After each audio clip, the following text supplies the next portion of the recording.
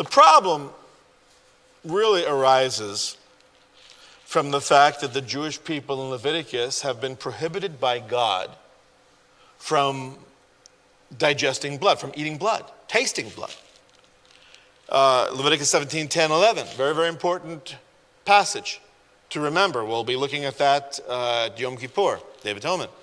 Any man from the house of Israel or from the aliens who sojourn among them who eats any blood, I will set my face against that person who eats blood and will cut him off from among the people. That's pretty clear. If you are Jewish or if you are residing among the Jewish people and you eat blood, I will cut off that person, for the life of the flesh is in the blood, and I have given it to you on the altar to make atonement for your souls. It is the blood by reason of the life that makes atonement, and so it is not for you to eat. So what that means practically is that the Jewish people are prohibited, of course, from drinking blood, but they are not allowed to even have a rare steak, to even cook their meat so that the juices, the bloody juices will run. No medium rare, no rare. For Orthodox, it's always well done. And the blood drained with kosher salt. So it's a stumbling block, what he's saying. He who eats my flesh and drinks my... He's doubling down on this now. You've already got the audience antagonized. Might as well go for it. He who eats my flesh and drinks my blood has eternal life. And I will raise him up on the last day. Now, this is not the first time he's made this kind of statement. I want you to compare and contrast verse 54 with what we saw last time in verse 40.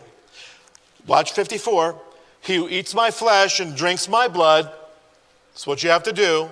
What do you get? You have eternal life, and I will raise him up on the last day. Now watch what he has already said just 14 verses prior. For this is the will of my Father, that everyone who beholds the Son and believes in him will have eternal life, and I myself will raise him up on the last day. That end statement is exactly the same. We'll have eternal life, and I myself will raise him on the last day. Look at 54, has eternal life, and I will raise him in the last day. So what's different?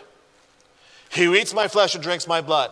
Now what he had said before was, this is the will of my Father, everyone who beholds the Son and believes in him. So, it's very clear by stating what he states in the way that he does, bracketing this antagonistically cryptic section, that if you want eternal life and to be raised up by Yeshua on the last day, here's what you must do. You can look at it one way.